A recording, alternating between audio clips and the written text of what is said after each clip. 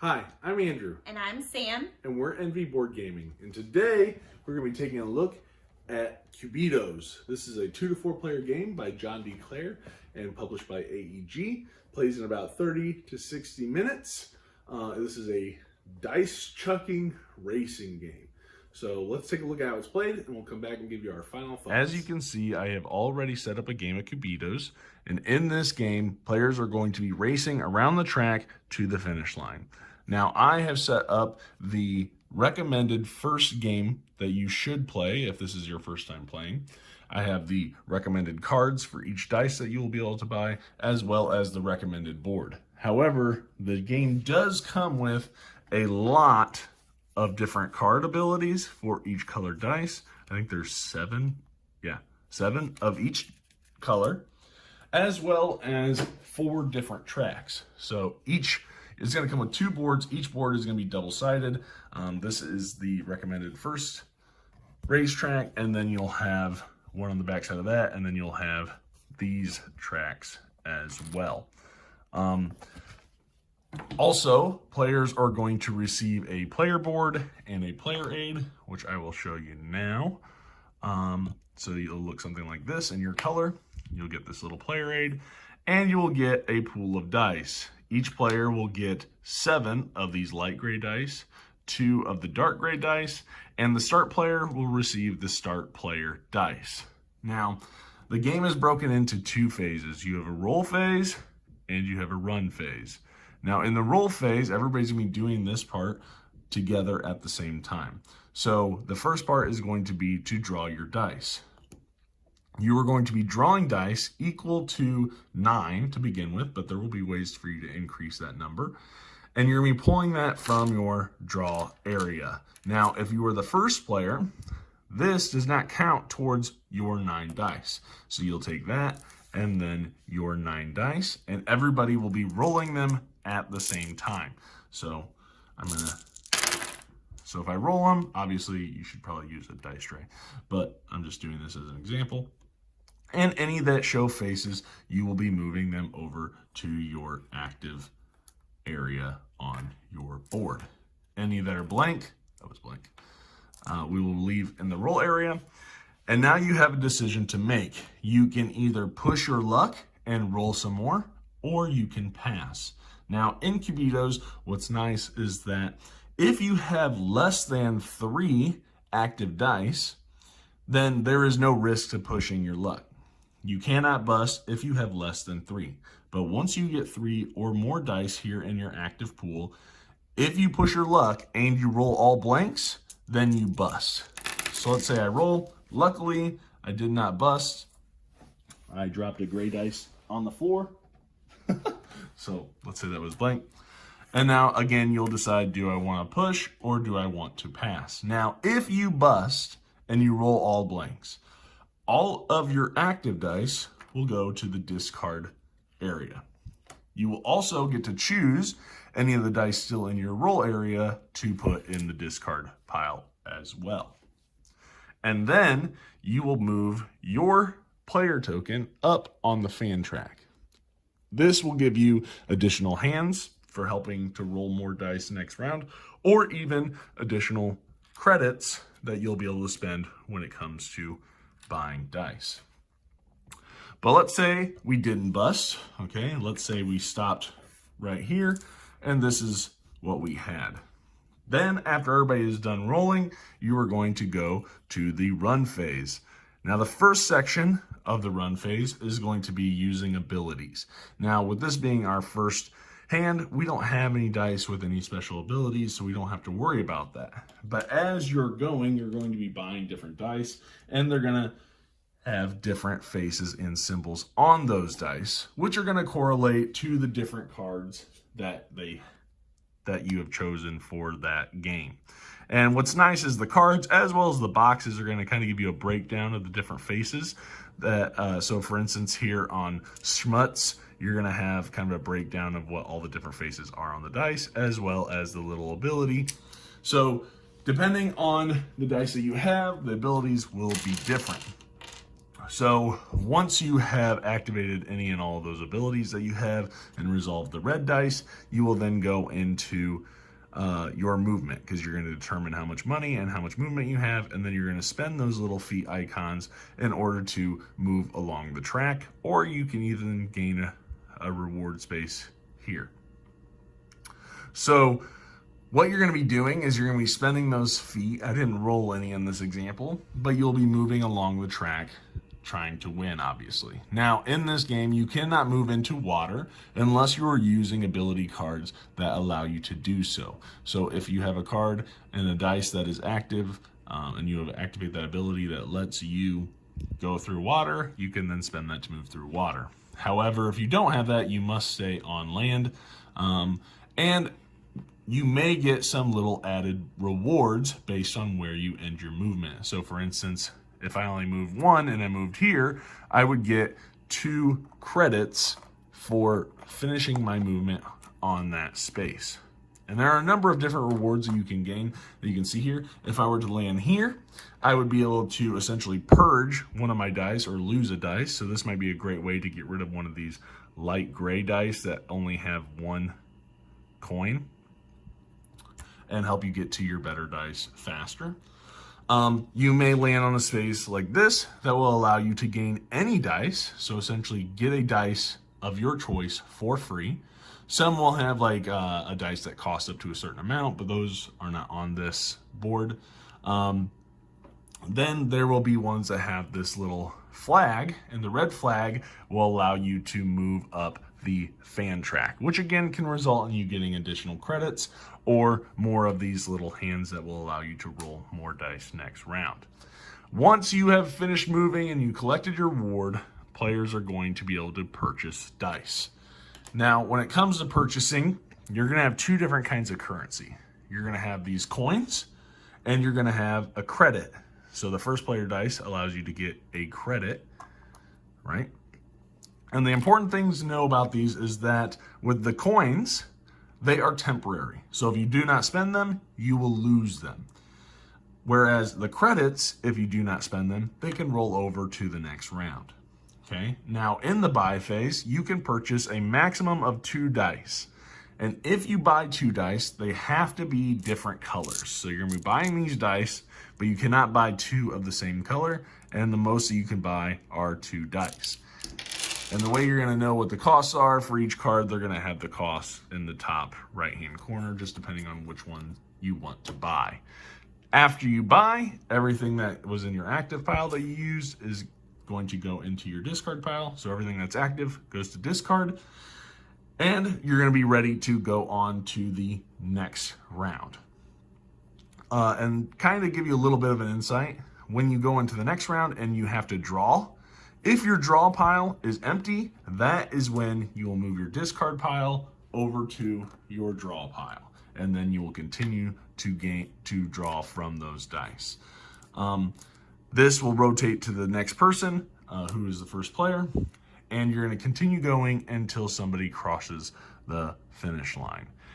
And that is essentially how you play Cubitos. Again, as you're earning these hands, it will increase the number that you can draw each round. So you could, potentially draw, 12, 13 different dice, which can really be helpful as well.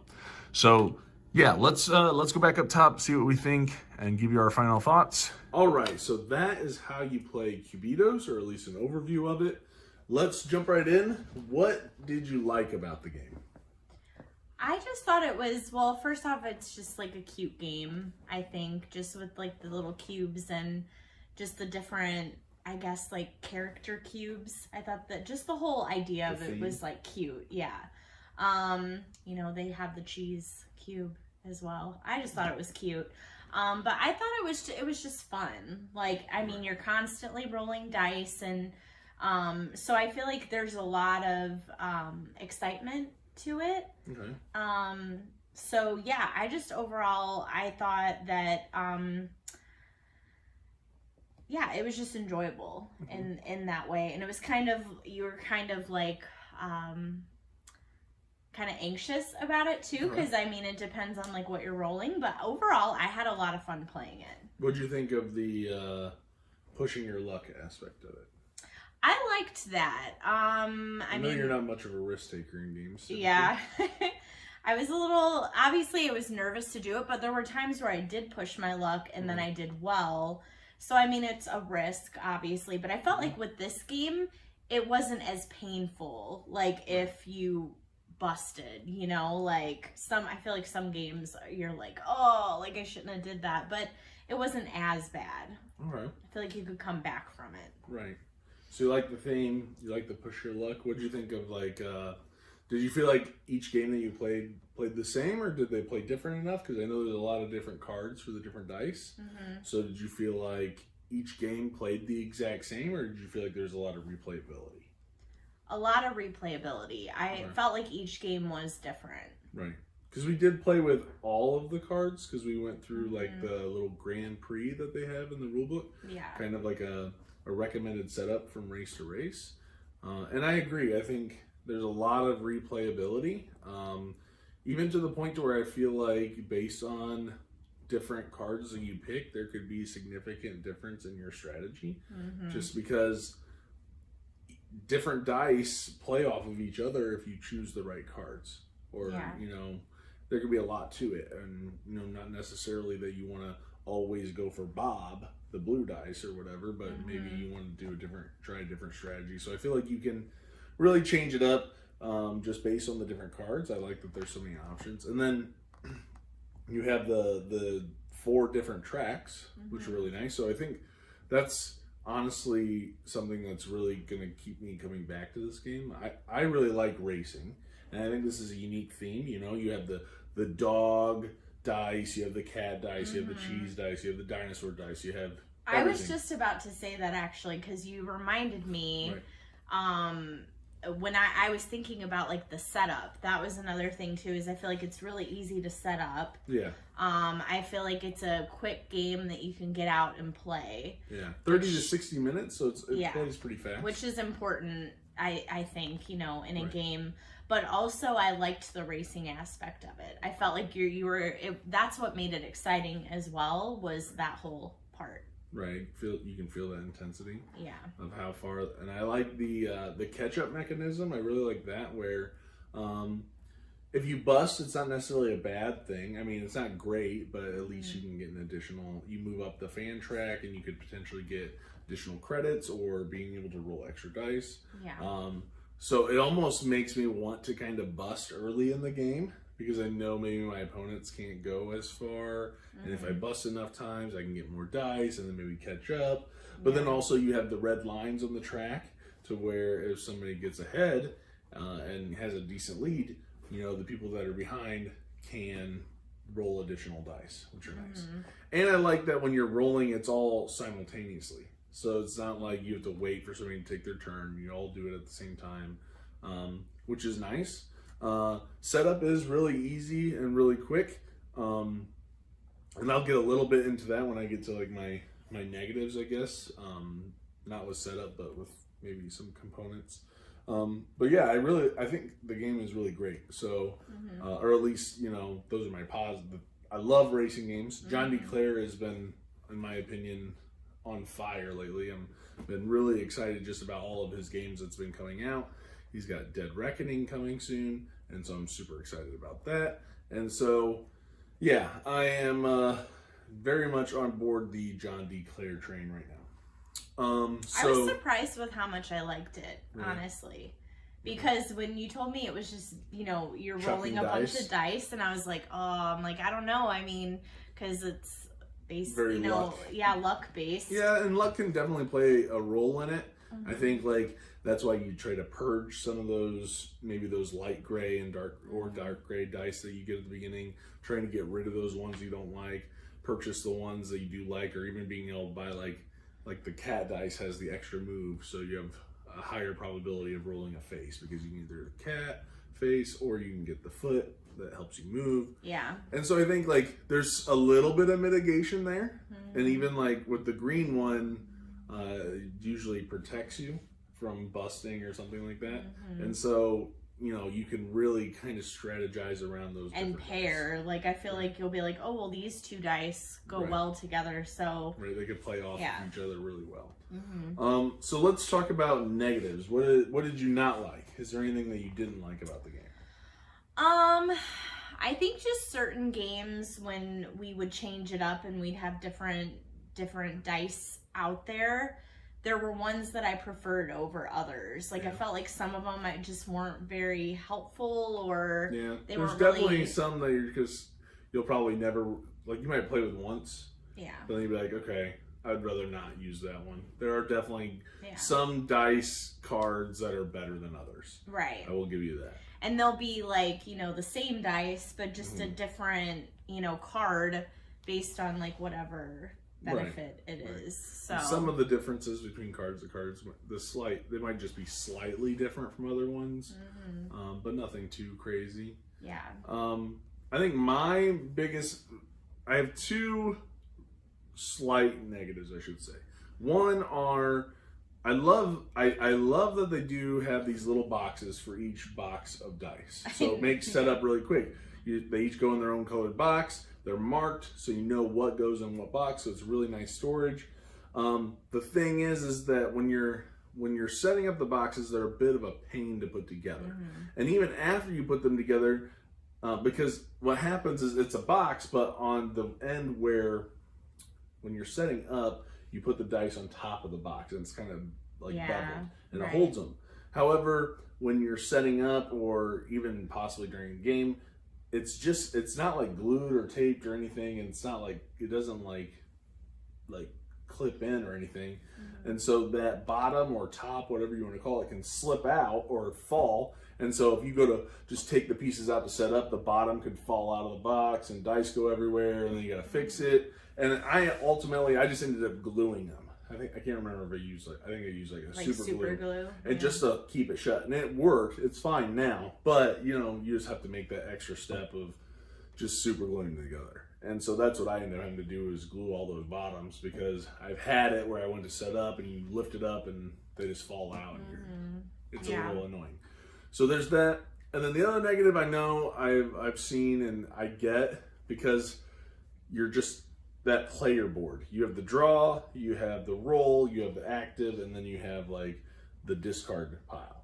And so knowing when you can pull the dice over, and you're just kind of, that might get a little clunky, because you're just kind of moving them on this little board as opposed to just rolling them and then spending them, kind of thing, because you can only move the dice from the discard back over to your draw pile once your draw pile runs out. And so that might get some people a little confused or forget to do that, because a lot of times you just want to pull them straight over.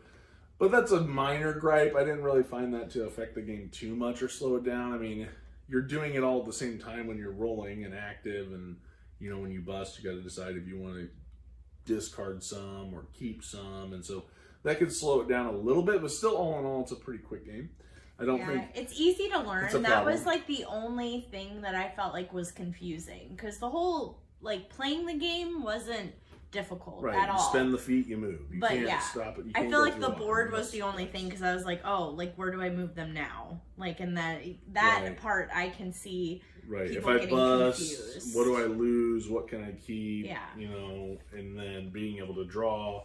Oh, I can't bring these over because my draw pile's not empty yet, so I got to pull these over. Yeah. And Or so that can feel a accidentally little moving funky. them into one section, and you're like, Right. oh, it's supposed to be in this one, or do I know? Right. People could easily. Right, so that can feel a little clunky, but all in all, I think those are minor. Just kind of happens. Again, I think this is a game where you don't want to play it with people that cheat. If you play with someone that tends to cheat, I mean, you're going to be focused on your dice rolls. Yeah, you won't know. And other people could easily just be like, oh, I rolled a cat, whatever. Yeah, But ultimately, you shouldn't be playing with people that cheat. But that's true. all in all, I know that they're out there. And that could be a thing. It's like, okay, I know somebody that cheats, that tries to cheat because they don't like to play to have fun. They just play to win or whatever. This could be a game where someone could easily cheat. Not that me or you have done that or anything, but I'm just saying it's possible. It's easy to get away with it. So yeah, those would be my only negatives, if you want to give them that. So I knew you were gonna bring up the boxes though. Yeah. I think everybody does, but if you glue them, they're fine. Yeah. If you glue them, they're fine. Yes, you gotta go get the glue. Yes, you gotta do I think it. them because they're They're a just little bit like of a hassle. paper too, or like cardboard. It's cardboard, yeah. Yeah. It's not very thick cardboard, but I mean, Right. it's not bad. It's fine. Mm-hmm. So with that, so we covered the positives and negatives. Let's go into our rating. So what would you rate Cubitos? I think I'd rate it a 7. A 7? Mm-hmm. Okay. Yep. 7, solid 7. That's a good score. Mm-hmm. I think I like it. I like it a little bit more than you do. So this is an 8 for me. I really enjoy the replayability of the dice, the maps. I'm really been into racing games lately, and there's a few other ones out there that I really want to try that I haven't been able to, like Flamme Rouge or Downforce, and I know these are games that everybody loves to play. So I really want to get to those. But I've really been enjoying racing games. This is one that I really enjoy. The quick setup, the chucking. If you want to just chuck lots of dice Yeah. and you want, push your luck, like this fits that. It's easy. It's not too hard of a teach, and it's quick. 30 to 60 minutes, done. And this is a game where I feel like I play it and I want to play it again, and I want to play it again, and I want to play it again, because I want to try the different combinations. And I remember when we played through, it was like, okay, we're gonna play all these races. Yeah. So I really like it. So this for me is an 8. This is 100% an 8. I think the only reason it's not a little bit higher is because of those boxes, and because maybe that player board's a little clunky. I wanted to go, maybe 8.5. Not quite a 9, but if it wasn't for those little bitty things, that's what I would do. So for those reasons, it's an 8 for me. Still highly like it. Really, really excited about all the things John D. Clare is doing right now. He's on fire for me. I just get so excited about what's coming out with him. And so, so that is Cubitos. Check it out. Feel free to like, comment, and subscribe, and click that little bell icon so you get a notification every single time we post a video. This is a recommendation for Cubitos, so go check it out, and we hope to see you guys on the next one. Have a great day. Bye.